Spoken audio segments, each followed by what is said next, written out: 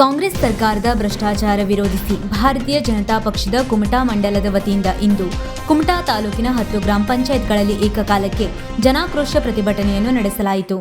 ವಿವಿಧ ವಸತಿ ಯೋಜನೆಯಡಿ ಬಡವರಿಗೆ ನೀಡುವ ನಿವೇಶನಗಳ ಸಮಸ್ಯೆ, ಅಕ್ರಮ ಸಕ್ರಮ ಅರ್ಜಿ ವಿಲೇವಾರಿ, ಗ್ರಾಮೀಣ ರಸ್ತೆಗಳ ದುರಸ್ತಿ, ಹೊಸ ಆಶ್ರಯ ಮನೆಗಳಿಗೆ ಮಂಜೂರಾತಿ, ಹಿಂದಿನ ಆಶ್ರಯ ಮನೆಗಳ ಹಣ ಬಿಡುಗಡೆ, ವೃದ್ಧಾಪ್ಯ ವೇತನ, ಸಂಧ್ಯಾ ಸುರಕ್ಷಾ ಪಿಂಚಣಿ ರದ್ದತಿ, ವಿದ್ಯುತ್ ದರ ಏರಿಕೆ, ಮಳೆ ಮಾಪನ ಯಂತ್ರಗಳ ದುರಸ್ತಿ, ಜಲ ವಿದ್ಯುತ್ ಮಿಷನ್, ನೀರು ಪೂರೈಕೆ ಕುರಿತು ಮುಖ್ಯಮಂತ್ರಿಗಳು ಪ್ರಧಾನಮಂತ್ರಿಗಳ ಜೊತೆಯಲ್ಲಿ ಚರ್ಚಿಸಿ ಶೀಘ್ರದಲ್ಲಿ ಪರಿಹಾರ ಕೈಗೊಳ್ಳುವಂತೆ ಭಾರತೀಯ ಜನತಾ ಪಕ್ಷದಿಂದ ಆಗ್ರಹಿಸಿ ಗ್ರಾಮ ಪಂಚಾಯತ್ ಪಿಡಿಒಗಳ ಮೂಲಕ ರಾಜ್ಯಪಾಲರಿಗೆ ಮನವಿಯನ್ನು ಸಲ್ಲಿಸಲಾಯಿತು. ಹೆಗಡೆ ಗ್ರಾಮ ಪಂಚಾಯತ್ನಲ್ಲಿ ಬಿಜೆಪಿ ಶಿಕ್ಷಣ ಪ್ರಕೋಷ್ಠ ಸಹ ಸಂಚಾಲಕ ಎಂಜಿ ಭಟ್, ತಾಲೂಕು ಅಧ್ಯಕ್ಷ ಜಿಐ ಹೆಗಡೆ ಹಾಗೂ ಹೆಗಡೆ ಗ್ರಾಮ ಪಂಚಾಯತಿ ಅಧ್ಯಕ್ಷ ಮಂಜುನಾಥ್ ಪಟಗಾರ್ ಹಾಗೂ 100ಕ್ಕೂ ಹೆಚ್ಚು ಜನ ಸಾರ್ವಜನಿಕರು ಪ್ರತಿಭಟನೆಯಲ್ಲಿ ಭಾಗವಹಿಸಿದ್ದರು. ಅದರಂತೆ ಬರ್ಗಿ ಗ್ರಾಮ ಪಂಚಾಯತ್ನಲ್ಲಿ ಡಾಕ್ಟರ್ ಜಿಜಿ ಹೆಗಡೆ, ಕಾಗಲ್ ಗ್ರಾಮ ಪಂಚಾಯತ್ನಲ್ಲಿ ಶಾಸಕ ದಿನಕರ್ ಶೆಟ್ಟಿ ನೇತೃತ್ವದಲ್ಲಿ ಕುಮಟಾ ತಾಲೂಕಿನ ಹೊಲ್ನಗದ್ದೆ, ಕಲಭಾಗ, ಮಿರ್ಜಾನ್, ಹನೇಹಳ್ಳಿ, ನಾಡಮಾಸ್ಕೇರಿ, ಗೋಕರ್ಣ ಮತ್ತು ದಿವಕಿ ಒಟ್ಟು 10 ಗ್ರಾಮ ಪಂಚಾಯತ್ಗಳ ಎದುರು ಇಂದು ಭಾರತೀಯ ಜನತಾ ಪಕ್ಷ ರಾಜ್ಯ ಸರ್ಕಾರದ ವೈಫಲ್ಯತೆಗಳನ್ನು ಎತ್ತಿ ತೋರಿಸಲು ಜನಾಕ್ರೋಶ ಪ್ರತಿಭಟನೆಯನ್ನು ನಡೆಸಿತು. ಎಲ್ಲ ಪದಾಧಿಕಾರಿಗಳೇ, ಊರ ನಾಗರಿಕರೇ, ಇವತ್ತು ನಾವು ಇಲ್ಲಿ ಯಾಕೆ ಸೇರಿದ್ದೇವೆ ಅಂತಂದರೆ, ಕರ್ನಾಟಕ ಸರ್ಕಾರ, ರಾಜ್ಯದಲ್ಲಿರುವಂಥ ಕಾಂಗ್ರೆಸ್ ಸರ್ಕಾರ ಆಡಳಿತೆಯನ್ನು 2 ವರ್ಷದಿಂದ ಮಾಡ್ತಾ ಇದೆ. ಇದರಲ್ಲಿ ಜನರಿಗೆ ಆಗುವಂಥ ಭಾಳಷ್ಟು ಕೆಲಸ ಆಗ್ತಾ ಇಲ್ಲ. ಅದನ್ನು ನಿಮಗೆ ಪಂಚಾಯತ್ ಮಟ್ಟದಲ್ಲಿ ಜನರಿಗೆ ತಿಳಿಸ್ಬೇಕು ಅಂತೇಳಿ ಪ್ರತಿ ಗ್ರಾಮ ಪಂಚಾಯತಲ್ಲಿ, ಇಡೀ ಕರ್ನಾಟಕ ರಾಜ್ಯದಲ್ಲಿ ಪ್ರತಿ ಗ್ರಾಮ ಪಂಚಾಯತಲ್ಲಿ ನಾವು ಈ ರೀತಿ ಪ್ರತಿಭಟನೆಯನ್ನು ಮಾಡ್ತಾ ಇದ್ದೇವೆ. ಇವತ್ತು ಕುಮಟಾ ತಾಲೂಕಲ್ಲಿ ನಾವು 10 ಪಂಚಾಯತಲ್ಲಿ ಒಟ್ಟಿಗೆ ಒಂದೇ ಸಮಯದಲ್ಲಿ ಈ ಒಂದು ಪ್ರತಿಭಟನೆಯನ್ನು ಮಾಡ್ತಿದ್ದೇವೆ.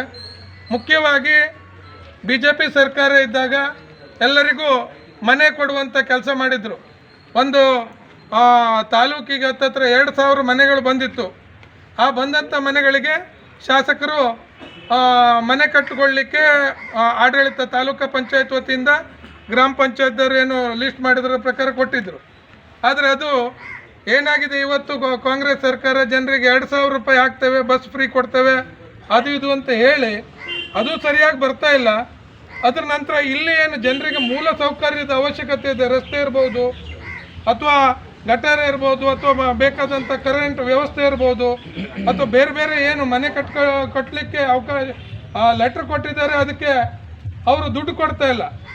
ನೆಲಗಟ್ಟಾದರೆ ಅದಕ್ಕಿಂತ ಮುಂದಿನ ಏನು ಹಣಕಾಸಿನ ನೆರವು ನೀಡಬೇಕು ಅದನ್ನು ನೀಡ್ತಾ ಇಲ್ಲ.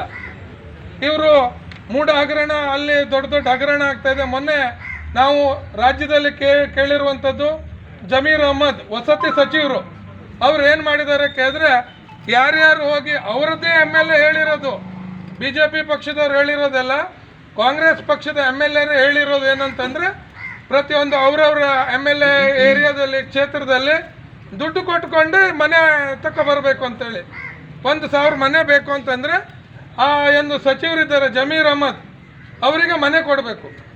ಮತ್ತು ನಾವು ಯಾವುದೇ ಧರ್ಮದ ವಿರೋಧಿಗಳಲ್ಲ, ನಿಮಗೊಂದು ಮಾತನ್ನು ಹೇಳ್ತೇನೆ, ಯಾವ ಧರ್ಮದ ವಿರೋಧಿಗಳಲ್ಲ. ಆದರೆ ಭಾರತದಲ್ಲಿ ಬಹುಸಂಖ್ಯಾತರು ಹಿಂದೂಗಳು ಇರುವಂಥವ್ರು ಹಿಂದೂಗಳು ಭಾರತದಲ್ಲಿ. ಈಗ ನಾವು 70-75% ಹಿಂದೂಗಳಿದ್ದೇವೆ, 20% 15% ಮುಸಲ್ಮಾನರಿದ್ದಾರೆ, ಸಿಖ್ಖರಿದ್ದಾರೆ, ಕ್ರೈಸ್ತರಿದ್ದಾರೆ, ಬೇರೆ ಬೇರೆ ಜೈನರಿದ್ದಾರೆ, ಎಲ್ಲ ಅವರು ಅಲ್ಪಸಂಖ್ಯಾತರಲ್ಲಿ ಬರ್ತಾರೆ. ಆದರೆ ಮೊನ್ನೆ ಕರ್ನಾಟಕ ಸರ್ಕಾರ ಏನು ಮಾಡ್ತು ಕೇಳಿದ್ರೆ, ಇದೇ ವಸತಿ ವಿಷಯದಲ್ಲಿ ಭಾಳಷ್ಟು ಮನೆಗಳನ್ನು ಕಟ್ಟಿದ್ದಾರೆ ಬೆಂಗಳೂರು ಮತ್ತು ದೊಡ್ಡ ದೊಡ್ಡ ಸಿಟಿದಲ್ಲಿ.